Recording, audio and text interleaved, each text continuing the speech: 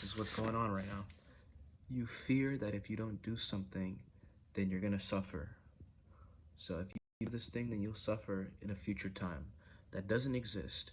That's the whole thing that's going on.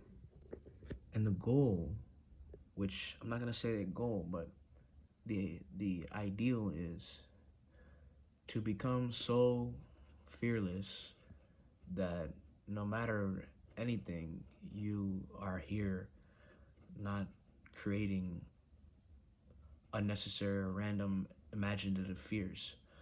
So, for example, everyone's gonna pass away at some point. Everyone's gonna die, and you're so scared that your life won't be a certain way. So you have all this fear that, like, oh my God, what the fuck am I gonna do in my life? That's you all the time. What am I gonna do? What am I gonna do? For this particular age, 20 through 30, I'd say.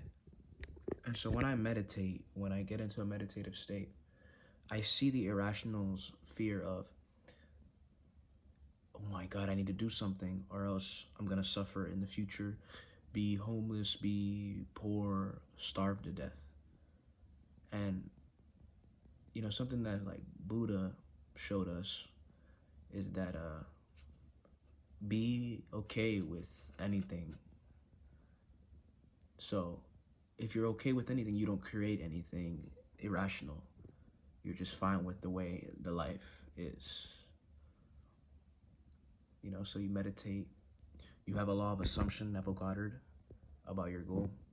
And when you assume a state of being that you want to experience, be successful, whatever, there's thoughts that come up and say, no, but then you're like, something's gonna happen, it's not gonna work out. And these are imaginative things that don't exist. And that is the whole shit about life. People constantly running into their own irrational created fears that don't exist, that are some future projection. Shit happens, but it never allows them to live life and do something totally and what needs to get done. You know what I'm saying? It never allows them to, because they're constantly running around in their head about how some shit needs to be, and that if they don't do this thing that they keep hyper fixating on, that their life will go to shit. That's everybody, bro. And that's even me sometimes, you know what I'm saying? But I'm realizing that the real truth of it all is you want to just be free from needing anything. Freedom, you know what I'm saying? You want to be free from the need of anything. You just want to be here, free, But the mind is, I need to go here, here, there, and think.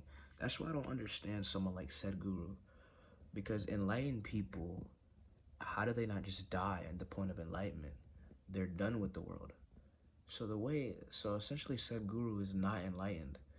He's on the scale, meaning he can drop any attachment he wants, and then he'll be enlightened. But you cannot be enlightened in a physical body. You can't. You can be on the verge, but you can't be enlightened. You have to dumb yourself down, and then have the motive to do stuff. Keep you stuck here in the world, to get up and do something. But an enlightened person is ready to die. Like a truly enlightened person is ready to die. Like they're and not in the sense of like physical death, but who they are, what they are, is gonna die. Everything that they've known themselves to be, their name, their caste, their creed, whatever, is gonna die. And they're okay with that. And it's not something that you articulate that I'm doing now. It's something that you just bam, done. You know what I'm saying? So someone like Sadhguru, for example, he's not enlightened. He has capabilities and stuff like that, but he's on the tip, on the scale of enlightenment. Meaning, when it's time for him to leave, he'll access enlightenment. But right now he's on the very edge because he's operating as a human and moving around and doing. So he's on the edge. But he sees the limitlessness. But if he's in that limitlessness, he will die. And I think that's what they call Mahasamadhi. If you stay in like a state of samadhi for too long, you drop everything and you die. Some shit like that. And I kind of get it, And enlightenment and shit like that is not hard to get. No one is really enlightened as you live as a human being. But enlightenment, I'm not gonna say like, oh, enlightenment, because I don't know what it is. But if we really look at it, enlightenment is not hard to get. Do nothing, and you will be enlightened. That's it. But you can't do nothing. You know what I mean? The Buddha showed us that. He sat down by a tree for 45 days before it hit him. To be enlightened, do nothing. Can you do nothing? You know what I'm saying? Most people will absolutely lose their fucking shit because their mind will start, dimensions of their mind will start to unlock, and they will get entangled by it. Your attention span is. But if you can actually do nothing in the face of everything that's coming at you, then you're enlightened. That's why you need a guru, because a guru will make sure you don't end off in the fucking deep end and get yourself somewhere stuck.